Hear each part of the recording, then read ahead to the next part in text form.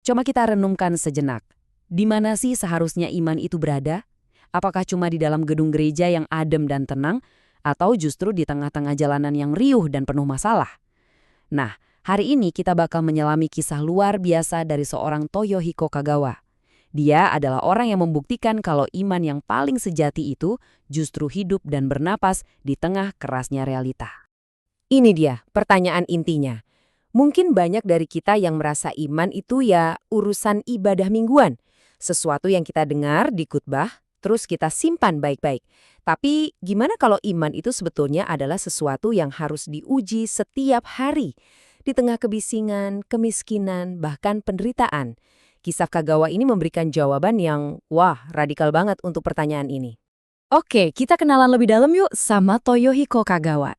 Jadi, setelah dia menemukan keyakinannya, dia tuh nggak cuma berubah secara spiritual. Dia mengambil satu langkah yang benar-benar menggemparkan banyak orang. Sebuah pilihan yang akhirnya mendefinisikan seluruh hidupnya. Coba lihat dua jalan yang ada di hadapannya ini. Di satu sisi, ada masa depan yang cerah dan super nyaman udah menanti. Jalur yang udah disiapin sama pendidikannya yang bagus.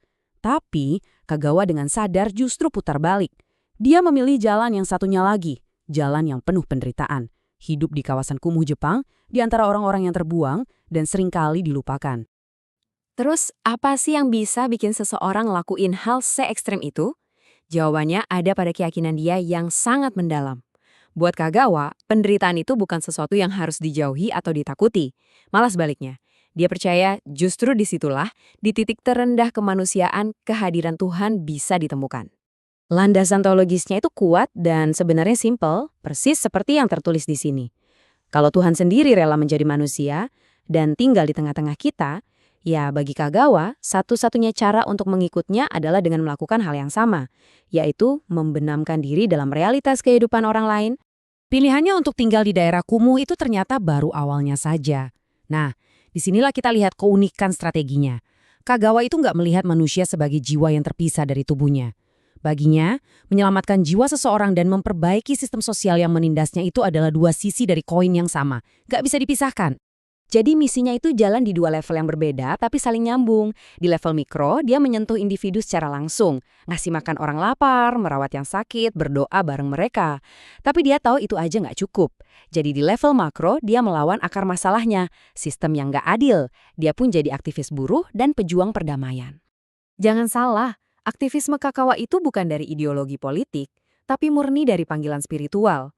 Ayat seperti ini tuh bukan sekedar saran buat dia, tapi sebuah perintah yang jelas untuk menjadi suara bagi mereka yang suaranya telah dibungkam oleh sistem. Dan inilah puncaknya.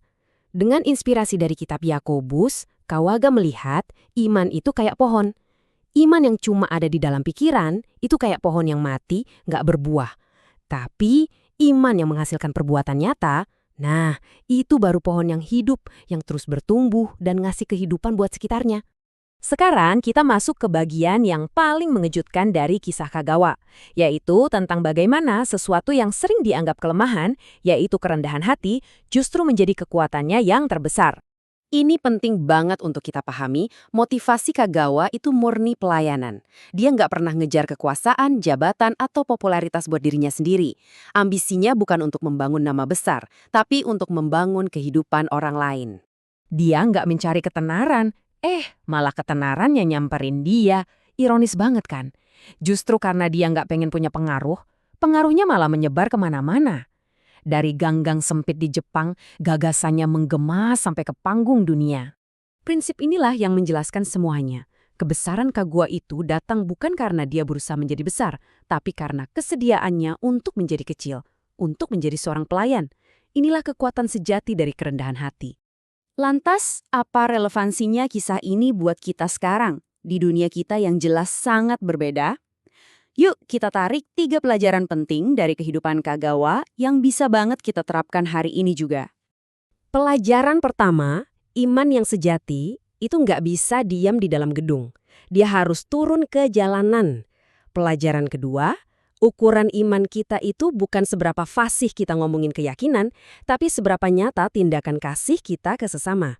Dan yang ketiga, yang nggak kalah penting, kalau kita mau bikin perubahan besar, mulailah dengan melayani dari hati yang tulus. Mungkin ya, semangat Kagawa itu bisa kita rangkum dalam sebuah doa yang sederhana ini. Tuhan Yesus, ajar kami untuk mengasihi seperti Engkau telah mengasihi. Jadikan hidup kami sebuah pesan yang hidup bagi dunia. Amin. Dan pada akhirnya pertanyaan ini bukan untuk Kagawa, tapi untuk kita semua. Kita masing-masing punya jalanannya sendiri. Bisa jadi itu di kantor, di lingkungan rumah, atau bahkan di dalam keluarga kita sendiri. Pertanyaannya adalah, di mana jalanan dalam hidup Anda yang saat ini memanggil iman untuk menjadi nyata? Coba kita renungkan.